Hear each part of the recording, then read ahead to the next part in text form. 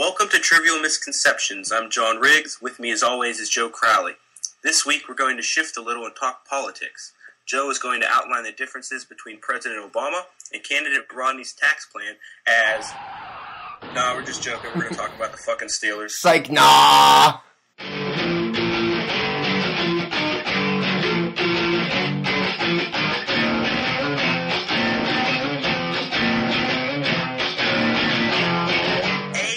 Steelers this week against the evil Michael Vick and the Philadelphia Eagles. Before we talk about the Steelers, how long do you think Vick's going to have a job? I think he'll be around for a while. And you know what? If the Steelers lost this game, I'd be cussing him and how bad he sucks and he's the worst quarterback ever and we should have never lost to someone that bad. But he was an MVP candidate just 2 years ago, and now that I don't care about him anymore, now that we've beaten him, I feel like I could throw him a bone and say he's all right. He's better than a lot of people. He's better than Matt Castle. How many turnovers did he have yesterday? 2. So he had the 2 fumbles. That one on the goal line is brutal for them. But it's good for us. Right. And that was one thing going into the game. We as a defense haven't been good at getting turnovers. That's one of the things that has killed us over the past calendar year and maybe a little more. Good thing Mike Vick came to... Right, exactly. So it was almost like something has to break. He has to stop turning it over or we have to suck still. Basically, he put the ball on the ground twice, but this year he has shown that he can bring a team back in the fourth quarter. He's kind of like Roethlisberger in that regard where he's starting to earn their trust to bring the team back within the fourth quarter. Yeah, but I'm sure everybody in Philadelphia hates him the rest of the game. Yes. Hey, it's like having Neil O'Donnell or something. Throwing 2 interceptions in the Super Bowl to the same fucking guy. But if he, at his best, Michael Vick would be like Ben Roethlisberger. Of course, Ben Roethlisberger's won 2 Super Bowls playing the way that he has. Ben extends the play, but Vick always looks to run once he gets out of the pocket. Things are going to break down. When things break down, Ben always just expects it. He's like, it's just going to happen. It's just going to happen. He knows. He's been behind that line for a while. Right. So he just rolls out, takes a look around, and he's always looking to throw. And then, like, the 4% of the time that he doesn't, he just throws it away or slides. Now, if Michael Vick did that instead of just looking to run right away, I think he could have a chance to be better than Ben because he can run. But he's not as tall. He's not as good. You're right. He's not as good. I don't know why I'm all over his dick right now. He's on my fantasy team, so. Well, I'm sorry. Yeah, I know. For most of the game yesterday, the offense really couldn't do much. There were some sustained drives. I mean, we put some points on the board, but it was a pretty blah performance throughout. What do you think some of the problem or is there one problem, or what's wrong? It was frustrating. You know, the last 3 weeks, the offense has been. They were the bright light of the whole team. Where we come in 1-2, and then we just start sucking right out of the gate at home. I think that one of the biggest problems is discipline, and I think that goes on both sides of the ball. Discipline. I was screaming at you motherfuckers all day long about it's just one penalty after another, and it's starting to get ridiculous. I had been blaming it on the refs while they were out. No excuse yesterday. No, exactly. So I kind of thought, well, maybe we're just doing this to see what we could get away with.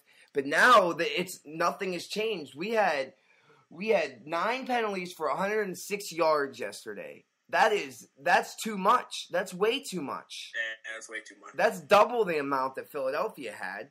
And they weren't very disciplined themselves. I mean, it seemed like it was, and it sucks on defense because we always seem to get these stupid-ass pass interference calls or late hit calls. But another thing is holding and these pre-snap penalties are killing us. We start, like, the first couple drives, the offense didn't even have a chance to get started because started out 1st and 15, 1st and 20. We had, like, negative 10 yards in the first 2 drives when we went 3 and out. And as soon as you move back to 1st and 15, they know you're going to throw it.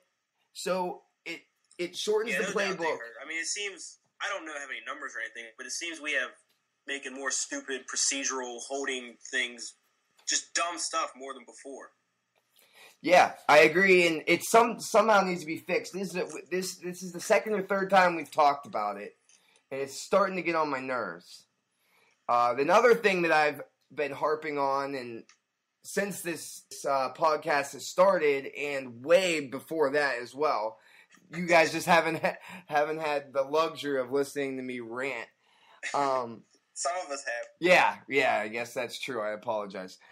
So, I know I've mentioned it, and I will continue to mention it again and again and again. It's the fact that we cannot score touchdowns in the red zone, and it's starting to just anger me to no end. We get inside the 10, and two examples yesterday, maybe not inside the 10, inside the 20, where right before half, Cotchery, they throw it across the middle to Cotchery. How many plays is Cotchery in the game? Like 4 fucking plays you're in the game. You get a ball with 10 seconds left on the clock before halftime, wide open to the end zone, and you trip over your own feet like a retard. What are you doing? Like you tripped over the 5-yard line. I said that. Yeah. What the hell is going on? And I knew we weren't. As soon as that happened, I knew we weren't getting in. Right. And I feel like that happens too. It seems like we get discouraged or something. And then there was another one. I don't know if it was inside the red zone or if it wasn't. It was right outside where he lofted it up. Roethlisberger threw it up to Brown, who was open right in his hands. It couldn't have been a more perfect pass. And it tips off his hands. Then that's it. And he's always and it's not just like on third down. It's like we go for broke on that one pass play that's going to get in the end zone. If we don't get it, we don't get it. Now, I don't think that we should be going for it on fourth down or anything, like when we're in the red zone. I think we need to do it on the first 3 downs like every other team in the goddamn league. So these are big problems. We're not able to finish. And I'm gonna be honest, about halfway through this game, I was about to rip the TV off the wall and piss on it, just because I was so frustrated at it. You were that distraught. Well, yeah, because the defense played well, which is, thank God, at least there was something that we can hang our hat on. We know that the offense can be good, but the defense seemed to carry the offense in this game, whereas the offense carried the defense in the 2 games that we lost. We ended up putting up all kinds of points, but we can't win. So, if going forward, I have all the faith in the world in Ben to get it done, if he has the chance. But if they get the ball last, we're going to need the defense to step it up and make a stop. They had a good game yesterday. They did, and it was very nice to see. Timmons stepped it up. He was, especially with Woodley being out. It was nice to see Timmons making some plays. Yeah, because Timmons was all the rage. I think it was going into last year. Everyone was all about how good Timmons was going to be. He's the best linebacker on the field. He was better than Harrison, better than Woodley. He was a first-round pick. And then last year it seemed like he kind of fell into the pack.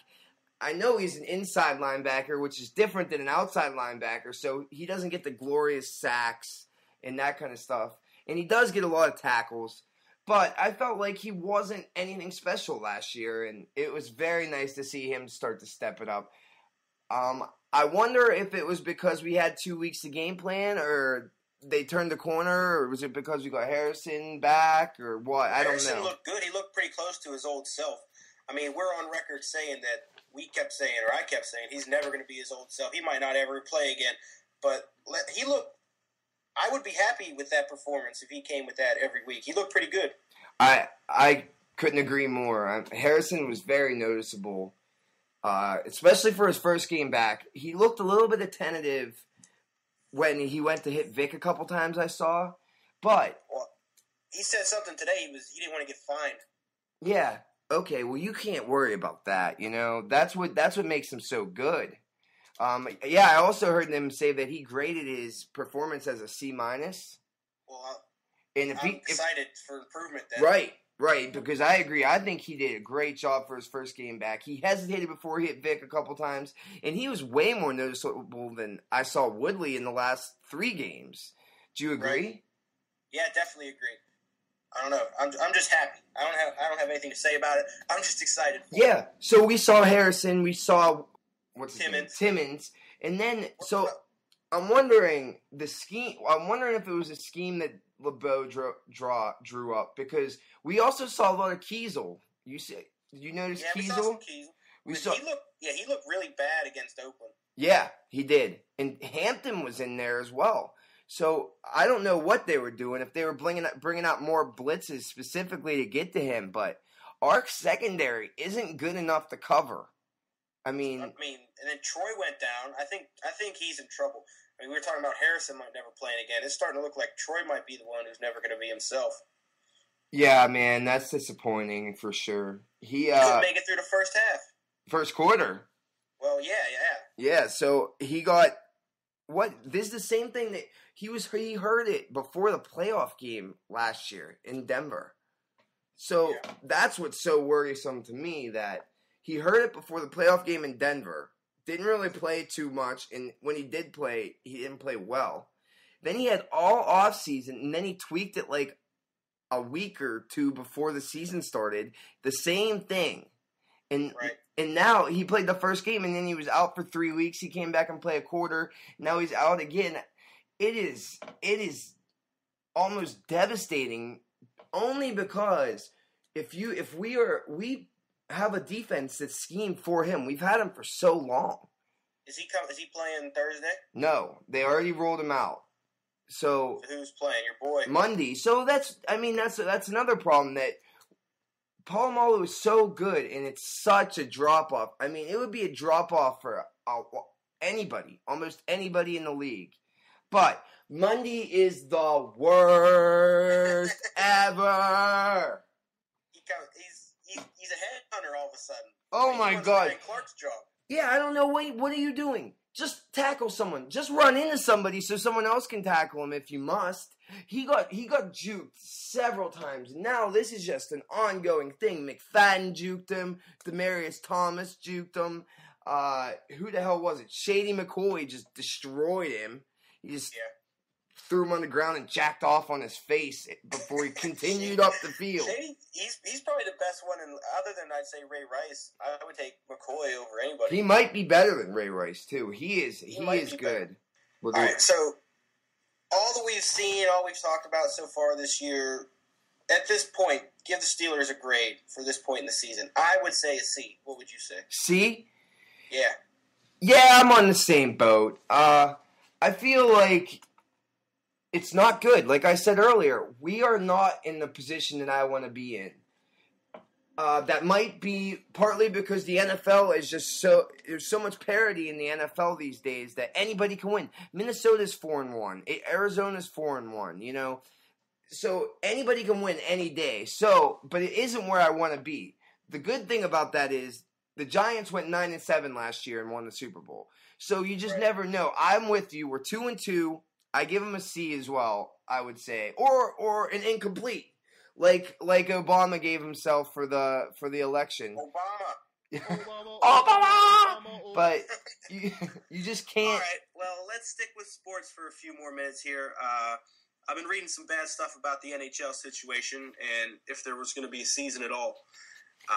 Is my info bad, or you're more tuned in with this? What's going to happen? What do you think? Wow, it's not looking good, man. That's for sure. They met 2 weekends ago, so not this past weekend, but the weekend before. And they met Friday, Saturday, Sunday, took a day off, and then they met again Tuesday. So it looked good. Well, not good, but at least they're talking. In 2005, which was the last lockout, they didn't talk for months. And it was like catastrophic. By the time they got together and talked, they just realized how much they fucking hated each other and then went away. At least they got together and realized how much they fucking hated each other early this time. Because basically the NHL came out of the meetings saying, well, we're not going to talk again until you have a new plan or a better idea. Apparently it's of the NHL's opinion that the NHLPA has just tweaked their own plan and they're not willing to work with the NHL, and they're not ready to talk until they're willing to work with the NHL. But you could say the same exact thing about the NHL. They're not willing to work with the NHLPA. So it's not good. They both came out of the meetings taking shots at each other, and they canceled the first beginning of the season. So technically, the season was supposed to start on Thursday. I mean, the Penguins are supposed to play their first game this Friday. And that sucks. Just thinking about it is so depressing. I mean, coming into this offseason, I knew there was going to be a lockout. I just knew it was going to happen. I knew that they were going to miss the beginning of the season. And I don't know what has changed to make me feel the way that I'm feeling, that it's getting worse. Like, I knew it was coming. I knew this was going to happen. I don't know why I feel worse about it now. So it's real now. Yeah, I guess that's what it is. I mean, it felt like I knew they were going to do it, but they'll definitely get something done. They're not stupid enough to let it lock out. They're definitely stupid enough. But now, it's so apparent to me that they're fucking idiots that I don't know. I don't know what to do. I guess at this point in time, because I thought that it was going to be a lockout no matter what, now it's actually happening. I'm going to go 50-50 for what's going to happen. I don't know. I just don't know, and I guess that's why I would say 50-50. I don't know if that's high.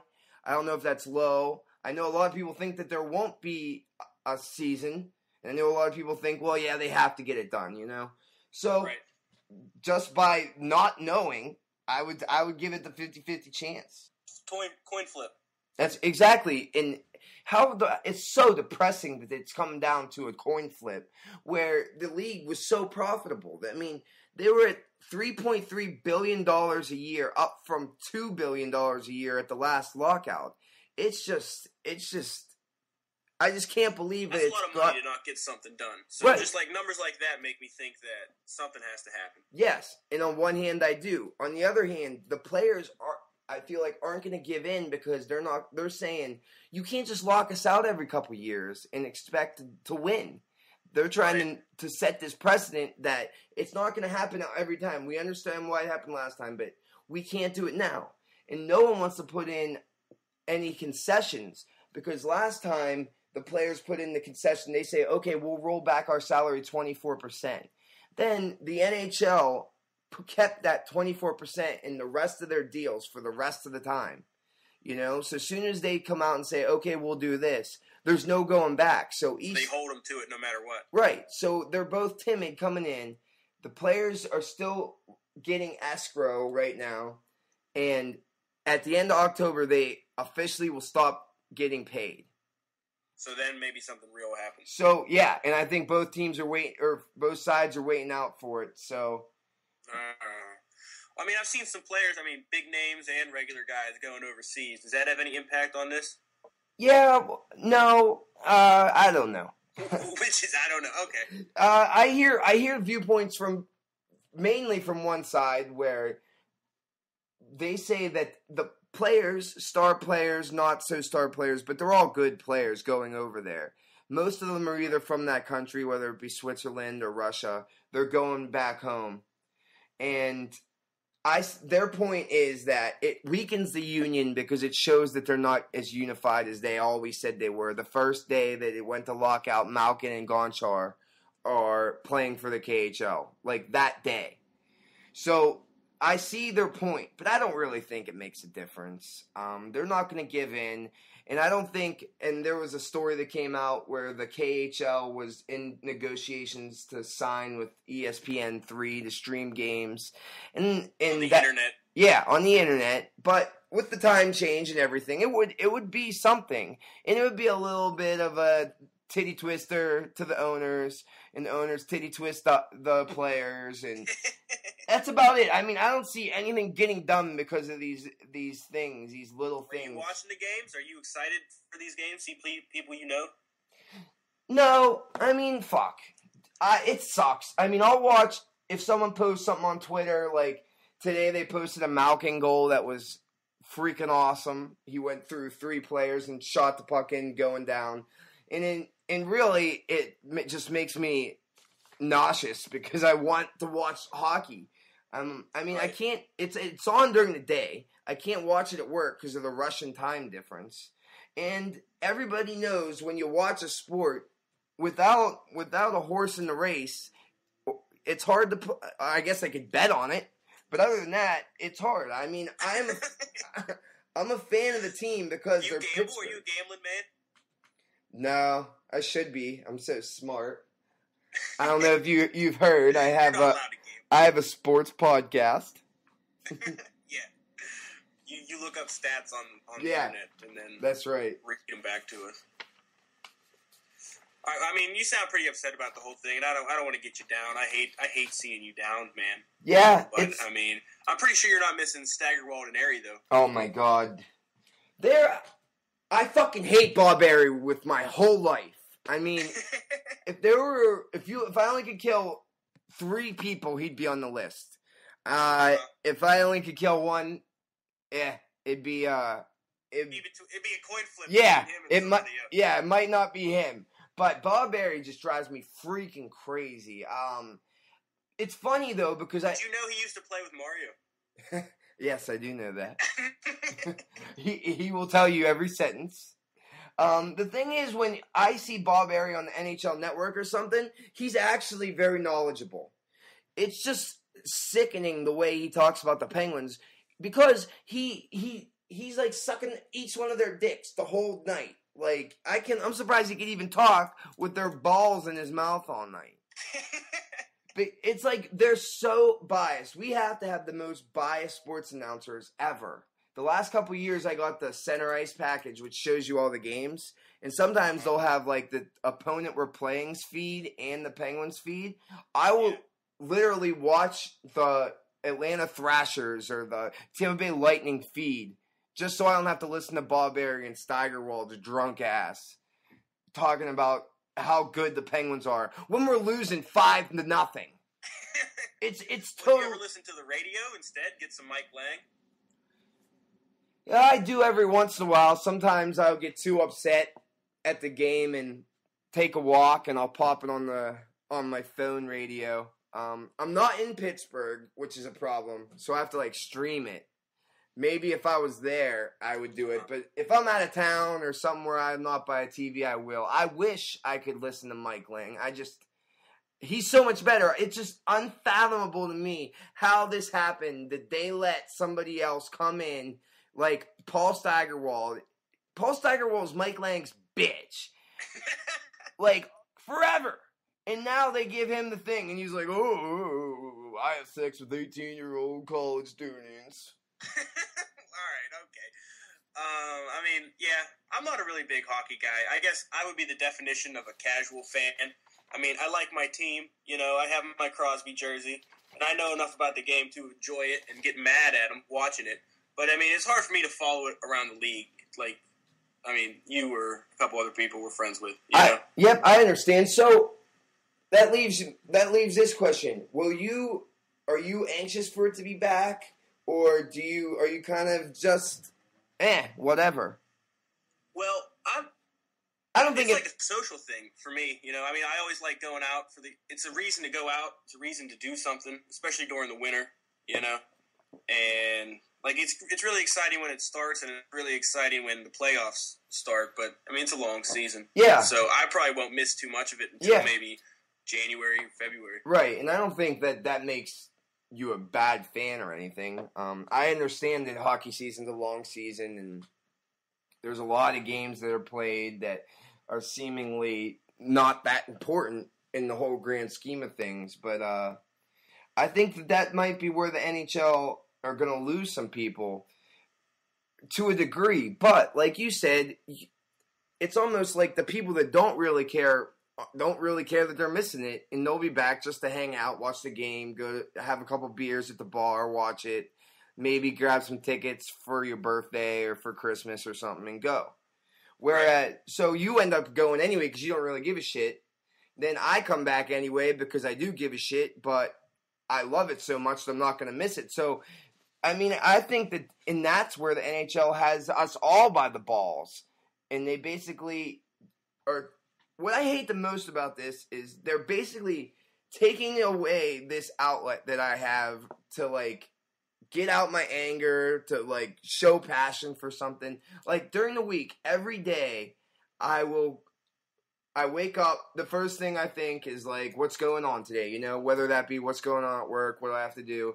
And then it always comes with, and the Pens are on it at 7 or whatever. So if I'm having a bad day, if my boss is up my ass, if my girlfriend's crying about something or whatever the thing may be, I feel like I always have that to lean back on. Yeah, but at least the Pens are playing and Sid's gonna score. Malkin's fucking destroying people. Yeah, something crazy's gonna happen. Something awesome's gonna make my favorite team on television.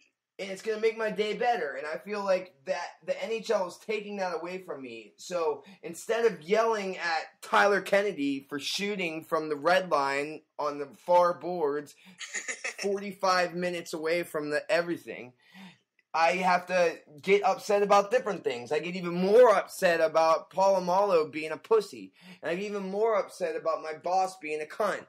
Ooh. Or my girlfriend getting... Being a nicer word. Yes, being a beautiful young lady who I love very much. A nicer word, yes. Yeah. All right, well, let's push on. I'm sorry you feel this way, so let's push forward. Last week, we made a few errors, and it's really not that big of a deal. Politicians make errors. Members of the Pittsburgh Pirates, they do it all the time. But politicians do it on purpose, and we would hate to be compared to the Pittsburgh Pirates. So we have some corrections. Yeah. You're worse than the Pirates, man. Last week, you asked me who the 5th president of the United States was, and I said James Madison. What was the correct response? I quickly got all over you for being so smart, and even though you had the wrong answer. I knew it was kind of a trick question. So it was James Monroe is the 5th president. James Monroe. And I know everyone mixes that up. Van Buren was the 7th. We corrected that last week and said he was, in fact, the 8th. And we also mentioned Andrew Jackson. And just to clarify, what number was he? Andrew Jackson was 7. Andrew Johnson was 17. And Johnson was the first president to be impeached. He was Abraham Lincoln's vice president. How about that? How about that? Is this all? Did we get all this from Wikipedia? I try to memorize these things, but yes. So what you're telling me is last week we got all of those wrong. All of the president questions we got wrong. Yes. I quickly corrected myself on the Andrew Jackson thing, but I missed Van Buren, I missed Monroe. So it goes to show that I am dumb as shit. It is what it is. We want the listeners to trust us, so that's why we're doing this. Any other corrections from last week? Yeah, did you ever look at it? Was that girl from 10 Things I Hate About You, Alex Mack? I mean, yes. It's been killing me. Yes, she was. She was hot. I remember watching that Nickelodeon show. You know who else I liked on Nickelodeon? Or no, it wasn't Nickelodeon, so I was getting a little bit older, getting a couple more chubbies a day. Even Stevens on the Disney Channel with Shia LaBeouf. The older sister? The older sister, Ren. She's Kim Possible. Did you know that? Yeah, but I didn't know that. I was too old to watch Kim Possible, but I was all over Even Stevens. Who told you to watch Kim Possible? It was on right after it.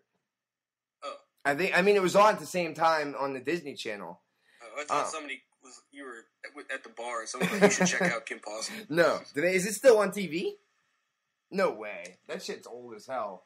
Either way, Ren from Even Stevens, she was tall, slender, braces. I don't know what it was. Cute girl. That's your style. At the time, anyway, was in 7th, 8th grade. All right, so those were our corrections. To end this week, we're going to have another installment of What You Listening To. Yeah, you got anything, or do you want me to go? Let's see what you got first. What are you listening to? Yesterday, during halftime, I went out and got some food. Took a walk. Seasons are changing, the leaves are falling, and I just so happened to have my music on random, and Kevin Devine came up. I'm a huge Kevin Devine fan. Make Clocks Move is the album. So this album, it came out a long time ago, probably around 2002. I'm not exactly sure. 2003. It was it wasn't the first album I had heard. I believe I heard Split the Country, Split the Streets first. But I downloaded that after. I believe that you had a song on some mix CD that I heard and downloaded it. And it's a great album. It's one of my favorite albums. It's a little folky, emo kind of stuff. I don't know what to categorize anything anymore. I would But say it's some indie, early acoustic. Yeah, so it was almost like alternate kind of dashboard kind of thing, but I think he's more clever and witty with his lyrics. The New York sensibility. Yeah, and I really enjoy that album.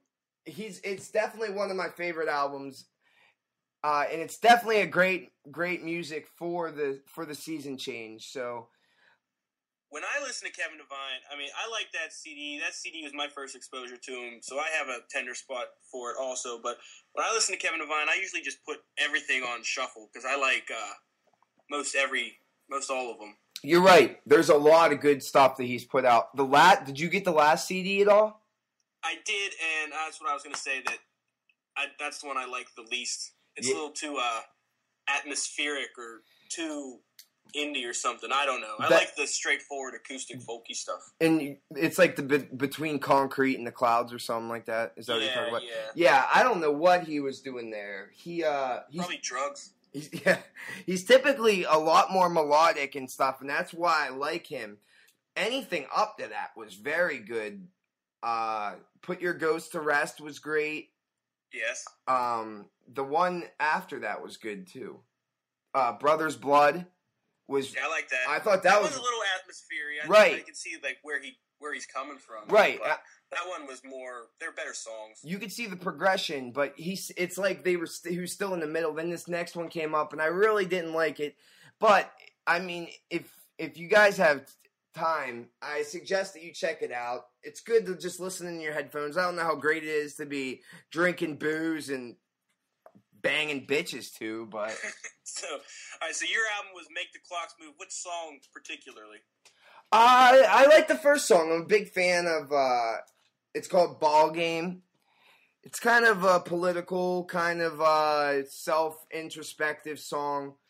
He's talking about drinking alone and how his buddies, friends going off to war and all kinds. Does political stuff bother you at all? Does it take away from anything? Does it add to it? No, it doesn't. I typically like music that are a little bit different than my political ideas for whichever way that they might go. And it's never bothered me. I enjoy the music for what it is, and none of it's like some crazy thing about where this use decisive idea. I mean, it was about not going. It was in 2003, so there was kind of like the singer doesn't really want to go to the war, but he says just wish him luck or something like that. So the political stuff never really bothered me, but I don't really take politics as personal as a lot of people. And there's some people just get upset, but all right. It is what it is. I'll go with another throwback. The last few days, I've been listening to Granddaddy Software Slump CD from around 2000, I think, and it's like electric stuff, synthesizers, late 90s indie rock, computers and stuff. What's the band name? Granddaddy. I've never even heard of them. Oh, well. My favorite track from it, it's called Jed's Other Poem, Beautiful Ground. And it, I guess Jed's supposed to be like a robot or something. I don't know. The idea is kind of weird. But the song's awesome. It's, and if you want to listen to it, I would look up the official video for it, because the video's even cooler than the song. And I think it's good. On YouTube or something? Yeah, if you just Google it, it'll come up. Yeah, it's probably on YouTube, but I think it's probably on their official site, too. Oh, all right. I mean, don't let the robot stuff scare you off. I mean, it's good. It's good indie rock. Yeah, I'll definitely check it out. Day stuff. It's worth the Google, Yeah, it's worth it. All right. I mean, anything you want to add before we sign off today? We'll throw up a song to play us out. But is there anything you want to tell us before we get out of here? West Virginia, man, 5-0, big win this weekend. Ooh. Plug them a bit. Against who, Texas? Texas, yeah, they won 48-45. I mean... That's serious. Did he put up those ungodly numbers again, or was it just regular numbers? I guess it was regular. He had like 280 yards, 4 touchdowns, no interceptions. So, I mean, it's good. So is the Heisman locked up? It's getting there. West Virginia moved to the Big 12, so we got a lot of hard games this year. So Texas was 11. We played them. Then we have Kansas State in 2 weeks, who's 6 overall right now. And then we play Oklahoma a little bit later in the season. Thankfully, we play Kansas State and Oklahoma at home. But you never know in college football. You're thinking national championship. I am.